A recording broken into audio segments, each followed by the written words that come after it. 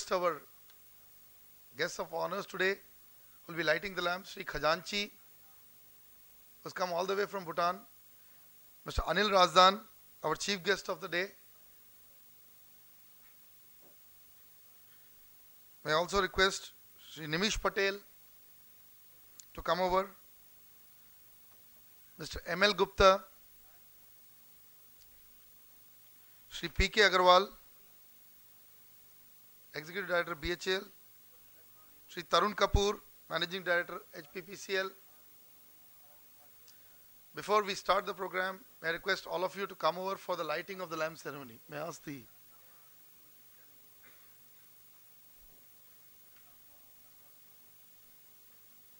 Sri R.K. Srivastava, Director Kirloskar Brothers, Sri Pradeep Kumar Shukla,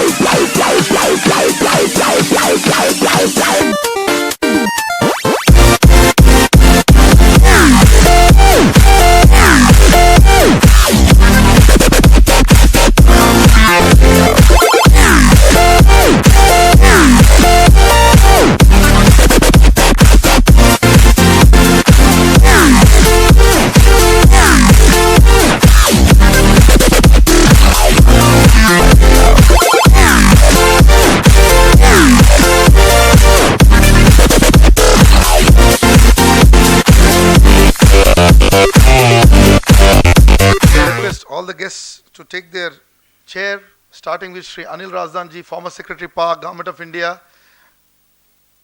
We are thankful to everybody who is here today for the 4th HydroVision India 2011. May I request Sri R.N. Khazanchi, Managing Director of both Tala and Puna Sancho Project, Bhutan, to come over. May I request Sri Nimish Patel, Director, Patel Engineering Limited, to come over. May I request Sri M.L. Gupta, Managing Director of Patel Hydropower Limited, to be here on the dais. May I request our very good friend Sri Tarun Kapoor ji to come over. He's come all the way from Himachal to share the experiences and also how we will go forward with the state sector. May I request Sri Pradeep Kumar Shukla from CA to come over. May I also request Sri P.K. Agarwal, Director, Marketing for Hydro and Nuclear from BHL, to come over. May I request our very good supporter forever and a very good friend of Inertia, Sri R.K. Srivastava, Director, Kirloskar Brothers Limited, to come over. Mr. Appara would be joining us anytime in between while we run over. I think we have all of us. Or we have missed somebody? I think everybody is here. Yeah, so Mr. Appara would join us. With this, we begin today's proceedings for the 4th HydroVision India 2011. In fact, I need to give you a little background about the HydroVision itself, the series of the seminars. We started in 2008, the first HydroVision was held. And basically, we have progressively considered various issues relevant to the hydropower sector in this country. starting with project development. Then we looked at areas like risk mitigation in the last year. We have looked at the problems associated with hydropower development in this country, both the large and the small hydropower. And in fact, in the last edition, that is the third edition of Hydrovision India 2011, in April 2010, we had two fundamental points that came into, I would say, discussion. The first one was that there was a visible change or drop, I would say, in the share of hydro in the generation mix. That was not alarming at the time. Today, when we are meeting today, that situation is that the drop is substantial. We're talking about 4 to 5 points of drop as we move towards the next plan. And another important thing is the slow and sluggish way some of the projects have developed, and we have not been able to achieve success in critical regions like Arunachal Pradesh, in the northeast, and we have also seen some fall in Uttarakhand. We are seeing, I think Himachal is a case of success. So we would like to know how Himachal has been successful, in this particular period. The other thing is for surely that today is a day to also celebrate presence of Bhutan, because literally the Tala Hydro project and now Puna Sancho is Khajanchi Sahab has seen the development of these projects, and we see an alliance between Bhutan and India working. So will the SAARC, I would say, with India trying to buy power from these SAARC countries, starting with Bhutan. The Bhutan model has to be successful to replicate it elsewhere. So are we seeing this kind of a plan developing for us? So I would push forward 7 points of agenda and open anything else that can be discussed today. The first one is steps to bring back share in national power generation for hydropower to 25 to 30%. And all of these my 7 points come under the idea of a policy stimulus for hydropower growth, because we are going to proceed towards a white paper subsequently, which I was discussing with Nimish, that we plan to launch this, or I would say bring this white paper officially out during the 5th Inertia Awards, which will happen roughly in October. That's what we are planning. So that will happen. But we have enough time from now till then to construct a white paper with the help of all of you, and with the help of also people who have been in the discussion in the past. The second point that comes after this discussion on how to arrest the share and of fall in hydropower is the center-state cooperation in hydropower development in India. India is unique with a federal structure, kind of a federal structure. We need to see how the federal and the center work in tandem. There must be some at-par situation coming. I'm not saying that it will come tomorrow, but I think we have the right think tank here which can suggest ways and means to see how there can be a seamless integration of the interests of all parties concerned. I want to say the state has its own, I would say, interests as well as compulsions at times. The center also has its interest and compulsions, but in the larger interest is the India story. The India story of hydropower development has to go forward. And in the India story, we have the Bhutan story, because we have a great friend in Bhutan, and they are planning 10,000 megawatt to be given to India. And before we proceed, I think today is a very important day for us also to have Sri Aran Khajanchi, who is the Managing Director of Tala and also now the Managing Director of the Puna Sancho projects in Bhutan. These are massive projects, 1200 megawatt, and going towards the 10,000 megawatt Bhutan contribution to, giving hydropower into India, or sending this green energy into the country. And I would say that would also see a major grid impact on the eastern corridor, that a kind of a power highway or an electricity highway would be developed across the eastern corridor in the country. So the transmission and distribution sector also would see a movement across this kind of a plan. And definitely nothing to mention, big economic boost for the region, which predominantly in India on the eastern side we have a lot of coal-based power access, so we see the balance of this hydro coming in. So if there is a master plan, it can be built across this. If there is a good strategy to look at balancing the coal with hydro, I think this is the area. So today we are going to felicitate Bhutan, and may I request Shri Anil Razdan ji and Nimish Patel ji, because Nimish has been completely backing us on these green energy initiatives. I must tell you that we are completely indebted to Nimish and his company Patel Engineering for being able to organize such discussions. So may I request both of them, this is the India's, I would say, public sector, private sector cooperation to actually send a message to Bhutan. May I request the trophy for Sri Khazanchi to come over? This is for Bhutan, sir. This is the message to the Kingdom of Bhutan. So this is only with Mr. Vilasrao Deshmukh. So Khazanchi Sahib is the second man to receive it. That was given by Dr. Abul Kalam. The same trophy design, you know.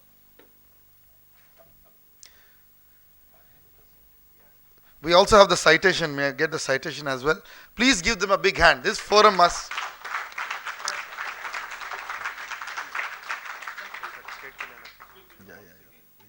May I have the citation as well?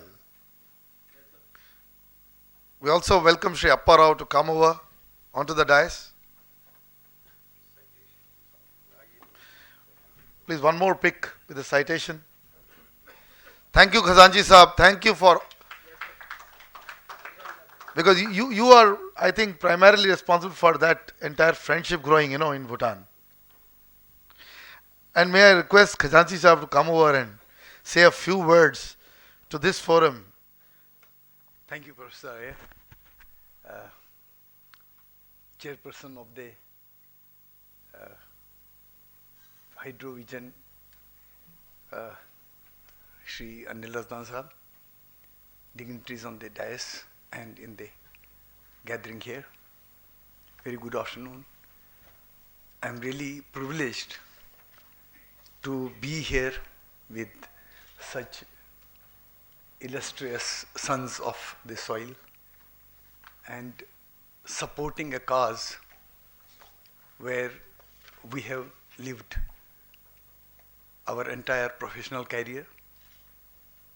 I have been working in Bhutan over the last decade and a half. It's the 15th year now, 14 years I have completed there. We started in 1997. It was the month of February.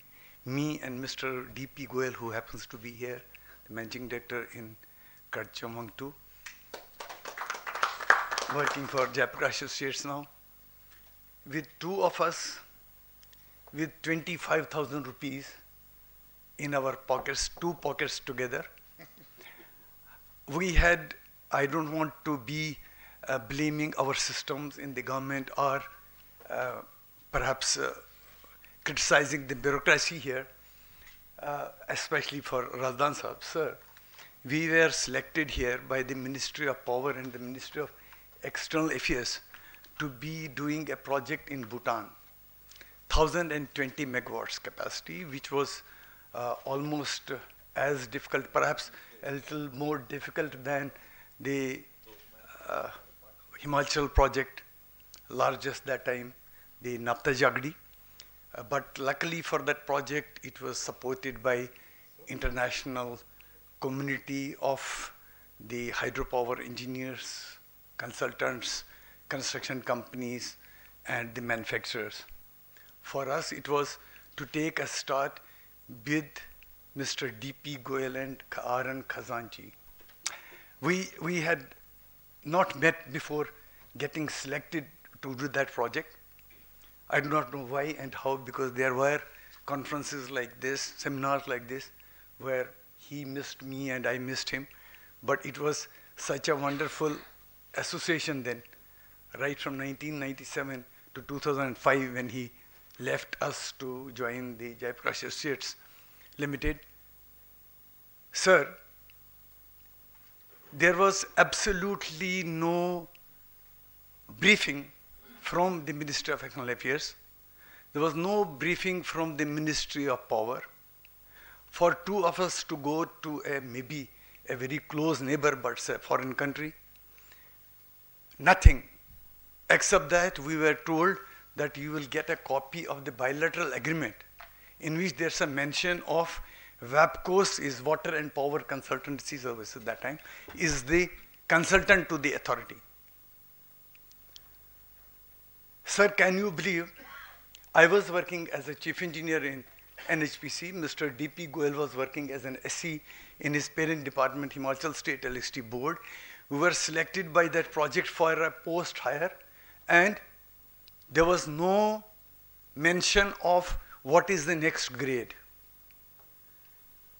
I will like to inform the gathering here that we went there as if we were to continue as the SC and the chief engineer respectively. Because when we reported to the chairperson of the authority, who happens to be a minister from that country, he said, I have nothing to do. Both of you are a selection of Government of India. Whatever they give you is what you get from the authority. When we came back, we didn't, of course, insist much.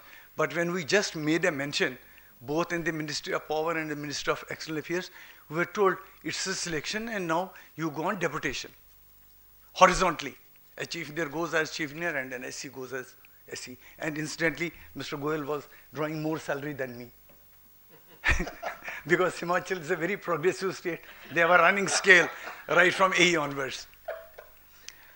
Sir, why I'm mentioning it to you, sir, for all of us here, when we say to make things happen, they have to be made to happen.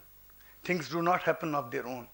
Sir, I want to submit here, when we talk of working in Bhutan, there also we have almost same, if I use a bad word, same ills as we have here in India.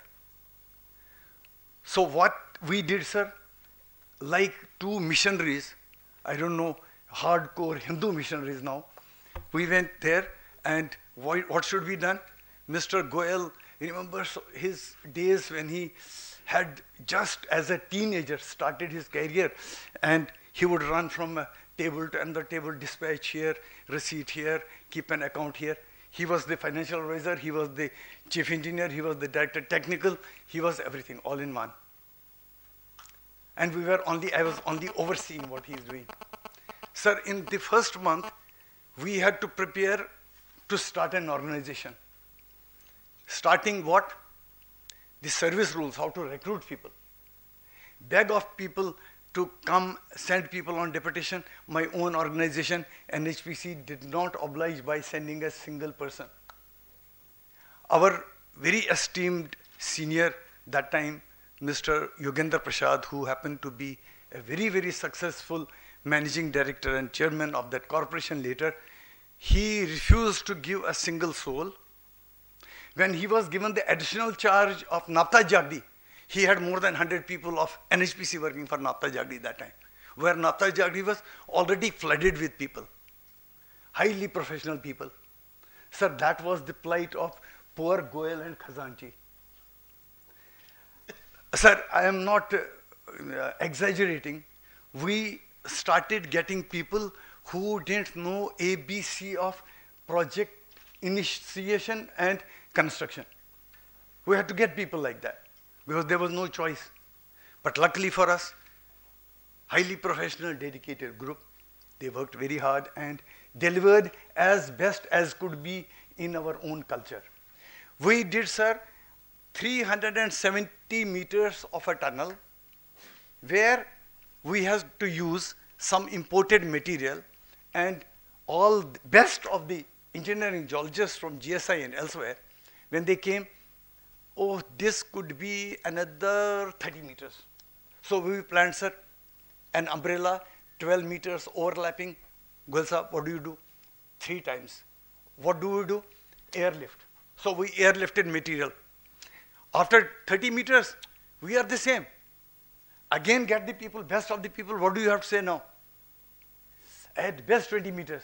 Okay, another consignment by air. And result, 370 meters, every material coming by air. After every 30 meters, it comes by air. Sir, can you believe this? That is the Himalayan geology. Sir, I don't today really repent of having got all that material by air. What I want to convey here, sir, still it came out to be the cheapest project, contemporary projects. And I am satisfied that waiting for some approval, some debate on whether to airlift or not, whether to divert it, take a bypass or not, we would have lost years. My very close friend, Dr. Thareja, he is here. He was our consultant working for the WAPCOs and Central Water Commission. He knows what decisions, where he became a party, how fast it was decided. And otherwise, things would have taken its own time. Sir, I am highly thankful to Professor Iyer, Mr. Nimish Patel, and Anil Razdan Saab for having honored our little association with Bhutan through this little citation and World Cup for me to present to the Bhutanese there. I'm highly thankful. I do hope that colleagues and friends sitting here support this cause of getting into Nepal and also getting private sector in both these countries in a big way. Sir, I do not get impressed with 25 megawatt, 70 megawatt, 60 megawatts of a project done in eastern Bhutan, Kurchu. A huge big dam on a very big river, and result, a dam to power house with 60 megawatts. Effort same, time same, yes, investment a little less, but end result 60 megawatts. I remember Mr. M.A. Hai, our chairman managing director one time of NHPC, he stayed with us for 3 long years as chairman managing director. And in those 3 years, only one project, 120 megawatts of power added, that too was a lame power. It was Tanakpur hydroelectric project on Nepal border. And I still remember I was with him during one of the visits to that project. He says, he started using very bad language, which I don't want to tell here. He started real good Urdu abuse. These people, after 3 years of my stay here, I leave with 120 megawatts. My very close friend, Mr. Jian Mathur, is here. He knows it. He says, all this show, and what? I did Ramagundam. In 5 years, we added thousands of megawatts. And here, you are adding 120. Never, Khazanchi, never be a party to a small hydro. Get big things done in your corporation. Don't think of a small project. So, sir, I don't want Patel Engineering, Jaipkash Associates, SCC, L&T, our Reliance Energy to go to Bhutan or even Nepal for 100 megawatts, 200 megawatts. No. They must be given minimum 1,000 plus. All such companies, 7, 8, 10, we list up more than. And Government of India must make a small group who goes, sits with the people in Thimphu, goes to Kathmandu, talks to them, and certainly we can break the ice and start. Thank you very much, sir. You know, in 2008, like Khazanchi Saab mentioned, 2008, with the help of Patel Engineering Limited, Nimish Bhai, and with a delegation including BHL and some stalwarts from India, we organized and we had roughly 200 people who attended that seminar on that day. And Khazanchi Saab definitely was a great, I would say, support, because he encouraged us and we could do it right in Bhutan, you know.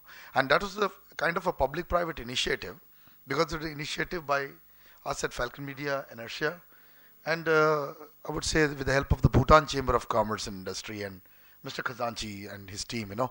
So, and that was the first beginning where I think we got about 20 to 25 private sector people who were keen. So there is this undercurrent, and I think we discussed during the last Inertia Awards casually between Razdan Saab and Khazanchi Saab.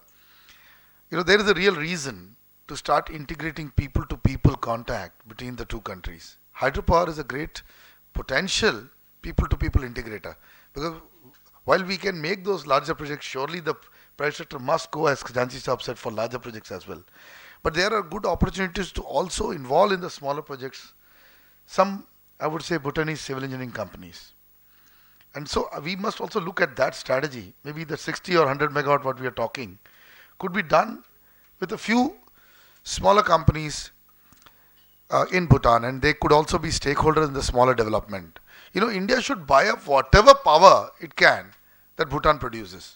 While on one side we're going to cry and we're going to think and we're going to find a strategy for the sluggish growth of hydropower within India, but these neighbors, let's say Bhutan, Nepal, and Myanmar, as Radhan Sahab said, could offer a window of opportunity to continue bringing hydropower or green energy into India. And we will need your help for that. Thank you once again, Khazanchi Sahab. May I now request Mr. Nimish Patel, Director, Patel Engineering Limited, to throw light on the policy construction alternatives for speedy development of hydropower development in India. What does a developer like Patel Engineering expect and look at? May I hear Mr. Nimish Patel, please? Good afternoon, ladies and gentlemen. My big problem is how do you follow two prominent speakers like Shri Khazanchi with new points. My points are, I have a single point to make, and that I appreciate Razdan Saab addressing a capitalistic point of view in his speech, and my point borders on that. Developers in our country are two broad categories, the government companies and the private developers. I want to say something about the private. Just a second.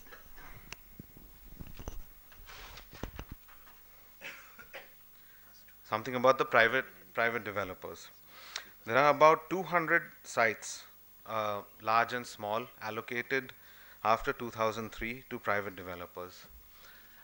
It's commonly felt that 50% of these will not see the light of day. Now, one is prompted to ask why. Two major reasons. One, the developers either don't have the technical or financial expertise to build them, or once they get to know the risks involved with them, their capital chases other avenues, like Razdan Saab said. At this point, the tendency generally is to blame policymakers, to say that, well, the projects were not allotted. The project process didn't filter out the wrong developers and didn't select the right developers. You start blaming the fact that premiums were more related to the stock market than to the electricity market, so on and so forth. I mean, in hindsight, everyone's vision is 2020, but at that time, I'm sure policymakers had the best intentions to attract the right developers. Anyway, what can we do now to remedy that? I'd like to give two examples. One is in the state of Texas in USA, and the other is the country of Mozambique in southern Africa. Texas, as everyone knows, is very oil rich, and their policies allowed any entrepreneur to tap the oil and bring it to market. A lot of small entrepreneurs did that. They struck oil. Some of them decided not to put them into production.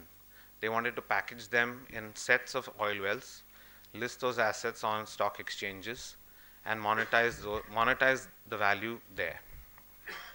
At that point, the state government of Texas stepped in and said, once a resource is proven, you have to produce oil. If you don't, the state buys the oil well. The next case is Mozambique, where one of the world's largest deposits of coking coal has recently been found. One of the concessionaires is a large Brazilian company who is also operating a very large coking coal concession in Brazil. Now, if it opens up its Mozambique coking coal, it floods the market with coking coal, the prices collapse, its profitability goes down, stock market value goes down. It's not going to do that. No company wants to do that. In both cases, the resources were proven. In one case, the government stepped in, made sure that the developer has to bring those resources to market, and the other, it didn't happen. A lot of parallels can be drawn here between private developers in India and these two cases. Once resources are proven, or once a DPR is approved, or once it reaches a certain level, the state must step in and ensure that it comes to production. That's fine, yes, but how do you make it happen? My solution is more a capitalistic one. most development agreements have two clauses. One that says that if you do not meet the development deadline, your license will be cancelled. This is hardly ever used. I don't know of any instances myself where projects have been cancelled and re-allotted. The second one says that you're not allowed to sell a majority share or even any share of your license to another developer until you commission the project. This particular clause needs to change. Coming back to what I said earlier, projects don't come up because either developers don't have the technical skills, financial requirements, or they feel the risks are too high. If the state needs to step in, they don't need to cancel the allotment, need to ensure that a merger or an acquisition happens. You make sure that developers who are not bringing their resources to market are forced to sell the majority of their shares in their companies to another developer. The state doesn't step in, doesn't cancel, doesn't get into another financial bid where you may be burdening the project further. Eliminate all that. Ensure that a merger or an acquisition happens. If you get in parties, if the current developer remains with the project, he doesn't litigate. The project comes online, he benefits as well. So I feel that particular clause, we're talking about policy today, and specifically I feel this needs to be encouraged. You need to encourage investment, the right type of investment coming into these projects. The state needs to be a regulated mergers and acquisitions regulator. Thanks.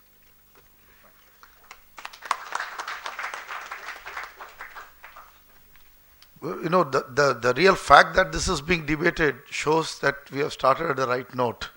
You know, the very fact that we got into this discussion is the most interesting part of this entire thing, because I feel there is a gray area, because there are so many projects in the hydro area where investors, just because they have got lucky in the first stage, that they have taken over. And I see this happening in solar in Gujarat.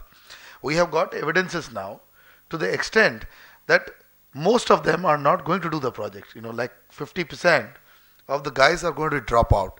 Now there is a case that the Gujarat government says there cannot be a dilution of equity, and there is no threat of cancellation as well. So in this scenario, if there is no dilution of equity and no threat of cancellation, the guys are going to sit on 50% of the solar capacities of the 1000 megawatt data. I'm sorry, I brought a cross case into being because we are going to see solar development also move faster. So I think there is a case, maybe what Nimish says, or maybe others say may not be the exact solution, but that has opened up gates for us to look at this. I think he's put up the right idea today, that why not look at a way, maybe that idea of the regulator, if I can borrow that.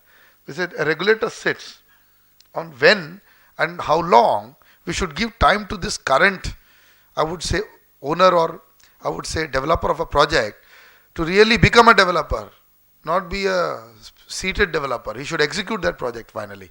If he is not executing, then threat of cancellation or some other ways in which the projects must come up. See, regulator, there is no, regulator doesn't come in for the generation side. He is not, doesn't have an interest. Yeah, but suppose what if somebody doesn't execute the project? What is the deterrent? That's the project allotting authority, in this case the state government. But what is the deterrent if a project doesn't come up? Is there a deterrent? This is what we said, but I'm just putting that point straight, that the regulator doesn't come in, I think, and will not come in. Okay, Will be coming to the point of that. okay. But is there a deterrence? Is there a deterrence? Huge penalties are supposed to be levied. You get allotted a project by the state government. The state government has to cancel it. And generally you get it through a department, a corporation, or directly. So that's the authority that has to do it. So the larger issue is that the projects must come up. That's what that's the point. Well, let's move forward with the next speaker here.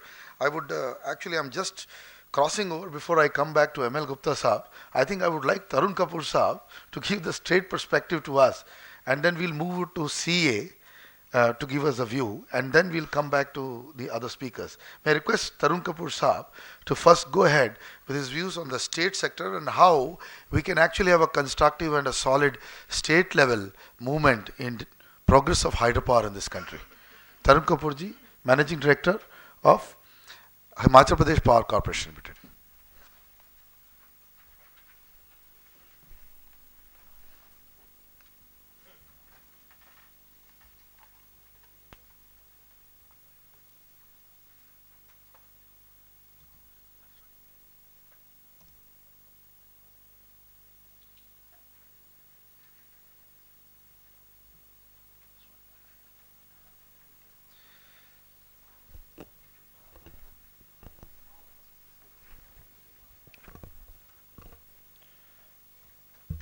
Thank you, Professor Iyer.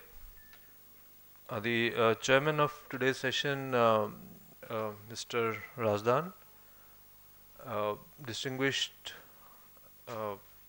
guests on the dais, and all the distinguished members present here today. My topic given to me by Professor Iyer, I'm sticking to that topic. I'm following whatever is the direction given to me, is state sector role in hydropower development. And he wanted me to talk about Himachal because he feels Himachal has done great. I also feel Himachal has done great. I really don't know why, whether Himachal has done well or whether others have done very badly. Because in Himachal we still feel that there's lots to be done, and maybe we are not doing everything right. Otherwise, Himachal 23,000 megawatts, we would have done much more by now. This is just a little bit about Himachal. It's a small state, and that makes things a little simpler for us. We have a potential of 23,000 megawatts, and so far, central sector has been playing a very major role. All the initial projects were in the central sector. Then private sector came in a big way. State sector didn't take off at all. We had just the electricity board, and even today they have just 467 megawatts generating. Now some projects have been given in the state sector after this separate organization has come up. And we in Himachal, we divide the power sector into two parts, less than 5 megawatts and more than 5 megawatts. We don't follow the national definition of small hydro. We have our own slightly different definition. Then so far we've commissioned 6,480 megawatts. Now the number is about 6,700 megawatts because some projects have been commissioned in the last 3-4 months. And we still have a long way to go. Most of the potential now stands allotted. We just have about 3,000 to 4,000 megawatts to be allotted. All complete thing has been either allotted, is under development, or maybe under investigation. Now this number 6,700 so far commissioned. This plan we hope to do 3,283 megawatts. Next plan we should be doing quite a lot because there are a lot of projects on which either investigation is on or construction has started. And we have this small less than 5 megawatts handled by an organization called Himurja. So here again we have about 1,500 megawatts. Though some more projects are being investigated, so this figure could be larger.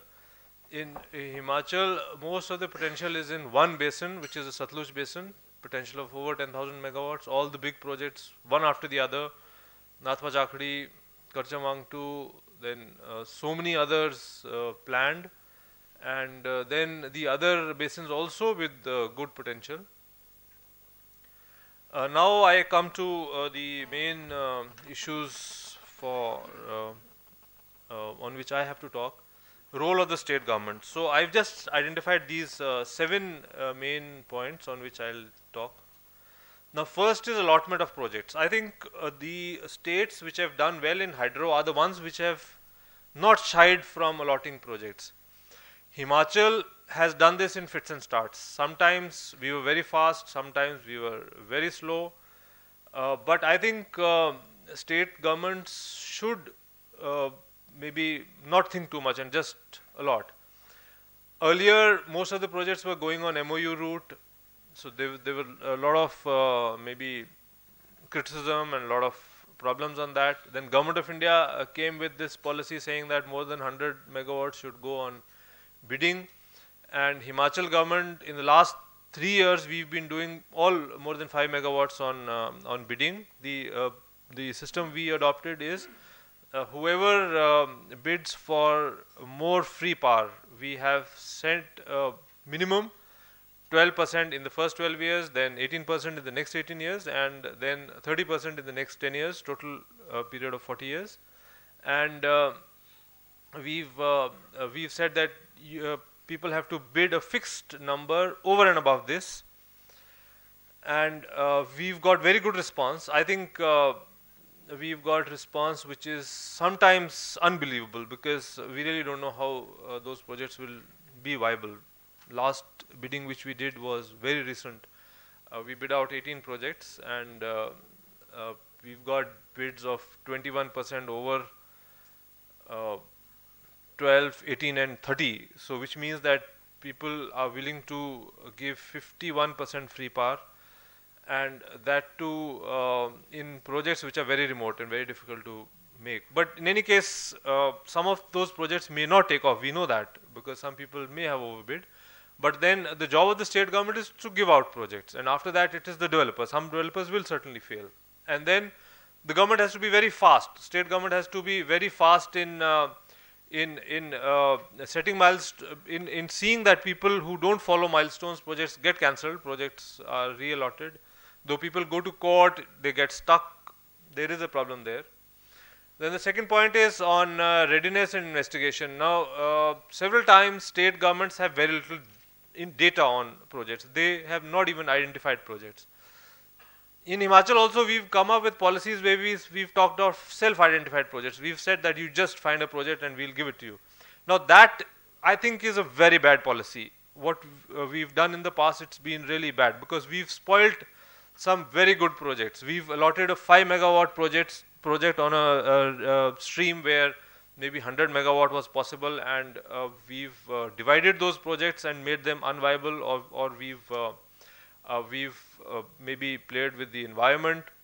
So that self-identified thing is not good. States must go in for investigation, at least basics, and then only bid out.